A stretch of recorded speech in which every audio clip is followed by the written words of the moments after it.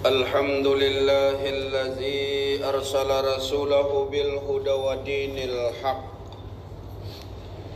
liyudhhirahu 'ala ad-dini kullih wa kafa billahi shahida. Ashhadu an la ilaha illallah wahdahu la syarika lah wa ashhadu anna Muhammadan 'abduhu wa rasuluhu la nabiyya ba'dahu. Allahumma salli ala Muhammadin wa ala alihi wa sahbihi wa mawala amma ba'd. Wa ya ayyuhan nas ittaqullaha haqqa tuqatih wa la tamutunna illa wa antum muslimun. Hadirin sidang Jumat yang dirahmati Allah Subhanahu wa taala. Pertama dan utama, marilah kita senantiasa memanjatkan puji syukur kehadirat ilahi Rabbi Allah Subhanahu wa ta'ala, yang dengan limpahan rahmat karunia hidayah yang diberikan oleh Allah kepada kita sekalian, hingga sampai dengan detik ini Allah masih memberikan banyak kenikmatan kepada kita sekalian, khususnya nikmat iman, nikmat Islam, kesehatan, kesempatan, dan waktu luang, sehingga kita bisa menjalankan dan menunaikan kewajiban kita sebagai hamba yang mengaku beriman kepada Allah dan Rasul-Nya, yakni sholat fardu Jumat secara berjamaah. Salawat dan salam kepada Rasulullah semoga selalu tersampaikan kepada junjungan kita Nabiullah Muhammad sallallahu alaihi wasallam, berkat perjuangannya, pengorbanannya, mujahadahnya, Islam sampai kepada kita sekalian.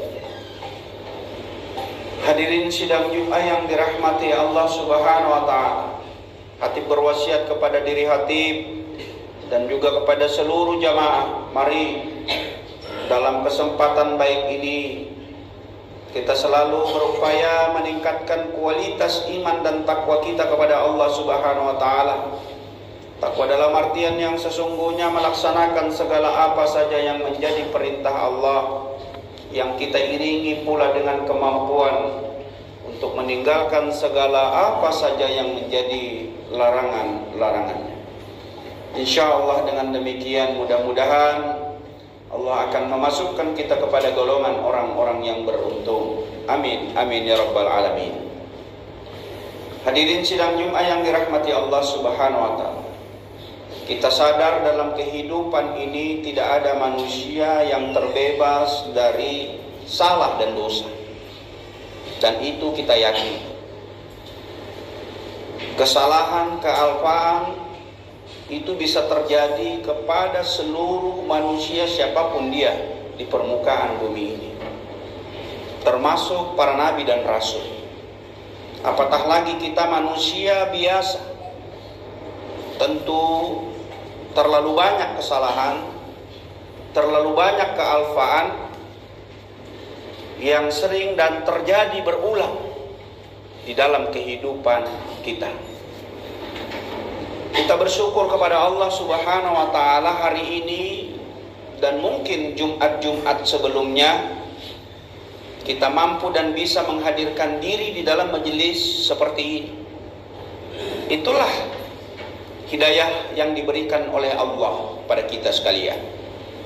Hidayah itu mahal harganya, yang tidak bisa ditukar dengan apapun. Kalau hidayah itu bisa ditukar dengan uang, maka orang-orang berduit yang akan memiliki hidayah. Orang-orang kaya lah yang akan mendapatkan hidayah. Kalau hidayah itu bisa diraih dengan kekuatan fisik, maka orang-orang yang memiliki kekuatan tenaga, yang memiliki power, itulah yang mendapatkan hidayah. Atau boleh jadi kalau hidayah itu dikarenakan ilmunya, maka orang-orang pintar, orang-orang berilmu lah yang akan mendapatkan hidayah. Maka hidayah ini mesti menjadi renungan kita. Betapa dia mahal dalam kehidupan ini. Tidak bisa ditukar dengan apapun.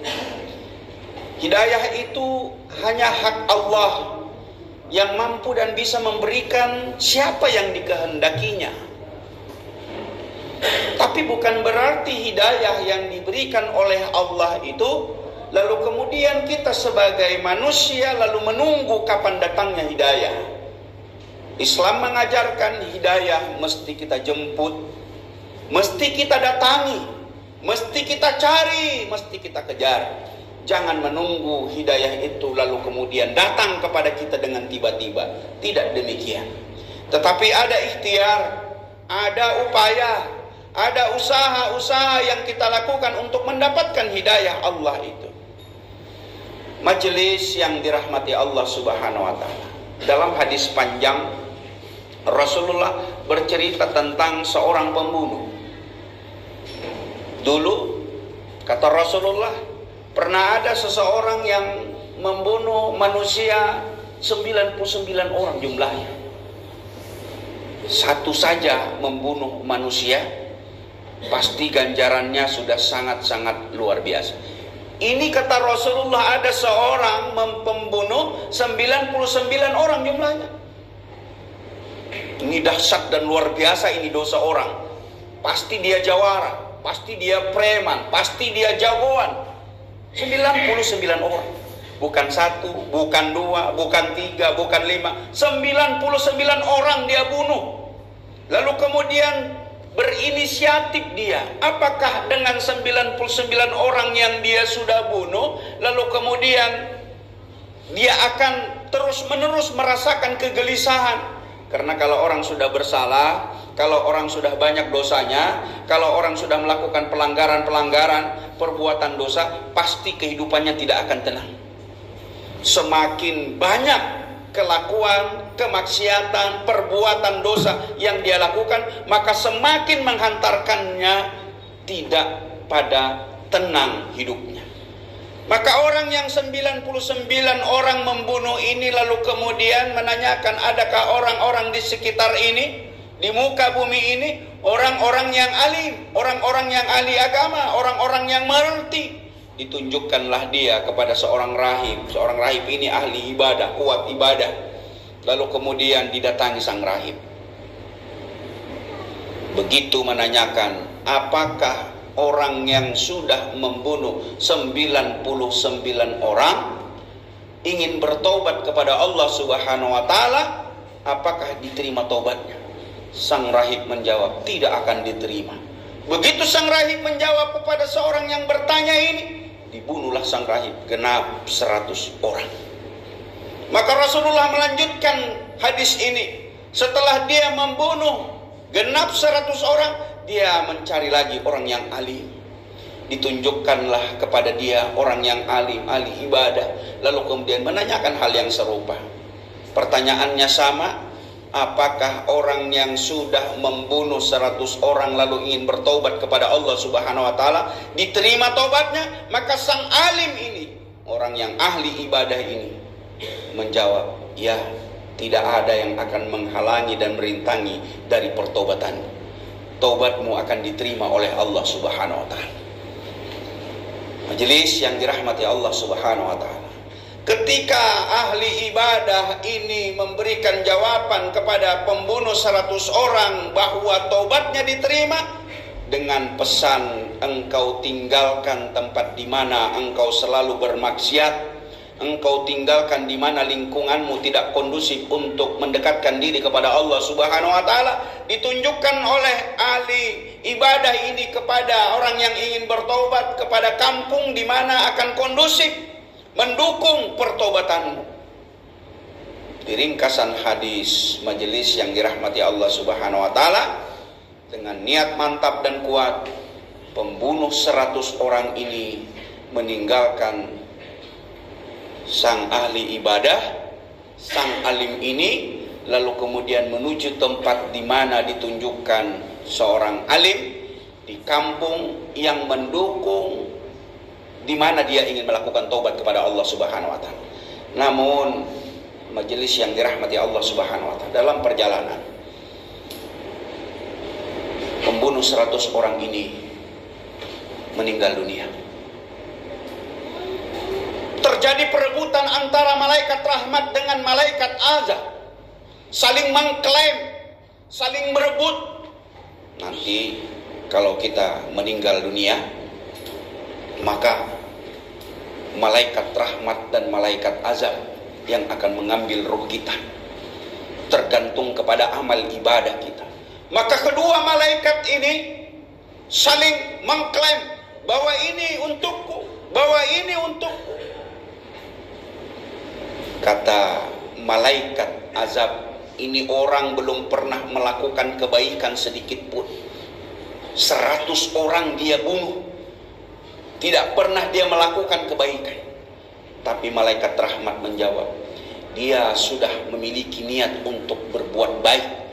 Dia sudah bertekad bulat untuk bertobat dan memohon ampun kepada Allah Subhanahu wa taala. Dan ini merupakan perjalanannya menuju kampung di mana dia akan memperbaiki dirinya. Setelah terjadi pertengkaran yang hebat antara malaikat azab dan malaikat rahmat, datanglah malaikat yang berbentuk manusia, mendengar perselisihan itu, lalu memberikan pendapat. Apa pendapat malaikat ini? Ukur saja mana jarak terdekat, apakah tempat dia bermaksiat dulu atau justru lebih dekat di mana dia akan menuju pertobatannya kepada Allah Subhanahu wa taala. Kita ringkas hadis ini, akhirnya diukur, ternyata lebih dekat tempat di mana dia ingin bertobat kepada Allah Subhanahu wa taala. Maka malaikat rahmatlah yang mengambil ruh daripada orang yang bertobat ini. Hadirin jamaah Jumat yang dirahmati Allah Subhanahu wa taala. Ini gambaran bahwa ketika kita melakukan banyak kesalahan, tidak terhitung, tidak terhingga digambarkan oleh Rasulullah, orang yang sudah membunuh 99 bahkan genap 100 saja masih diluaskan rahmat Allah untuk diterima ampunan dan taubatnya selagi dia mau bertobat kepada Allah Subhanahu wa taala. Ini memberikan gambaran kepada kita, tidak ada kata terlambat untuk memperbaiki diri. Tidak ada kata terlambat untuk bertobat kepada Allah Subhanahu wa taala. Allah mengingatkan, wasari'u ila magfiratin min rabbikum wa jannatin arduhas samawati wal ardh uiddat lil muttaqin, dan bersegeralah kepada ampunan Tuhanmu dan kepada surganya yang luasnya seluas langit dan bumi, diperuntukkan bagi orang-orang yang bertakwa. Majelis yang dirahmati Allah Subhanahu wa taala, maka renungi, pikirkan apa yang pernah sudah kita lakukan. Terlalu banyak boleh jadi kesalahan, tumpukan dosa, kemaksiatan yang kita lakukan. Jangan pernah kita berputus asa dari rahmat Allah. Jangan pernah kita berputus dari ampunan Allah. Jangan pernah kita pesimis dengan ampunan Allah. Sebesar apapun dosa yang pernah kita lakukan, jauh lebih besar ampunan yang disiapkan oleh Allah kepada kita. Tinggal kita mau atau tidak. Mudah-mudahan kita yang boleh jadi selama ini ingkar kufur kepada Allah, tidak pernah melaksanakan kewajiban-kewajibannya, selalu meninggalkan kewajiban-kewajiban yang diperintahkannya, selalu lalai dengan apa yang diperintahkannya, maka menyegerakan dirilah kita untuk bertobat kepada Allah Subhanahu wa taala, memperbaiki diri, memperbaiki kualitas amal-amal ibadah kita kepada Allah Subhanahu wa taala, yang insya Allah semoga dengan persiapan kita untuk menuju pertobatan kepada Allah Subhanahu wa taala, Allah akan lapangkan kehidupan kita yang tidak hanya di dunia tapi sampai nanti ajal menjemput kita. Berdoa dan munajat kita kepada Allah Subhanahu wa taala, mudah-mudahan segala salah, segala maksiat, segala dosa yang pernah kita lakukan diampuni oleh Allah Subhanahu wa taala, dengan catatan menyegerakan diri kita bertobat kepada Allah sebenar-benar tobat, memohon ampunan daripada Allah Subhanahu wa taala. Barakallahu wa lakum fil Qur'anil azim. Innahu wal ghafurur rahim.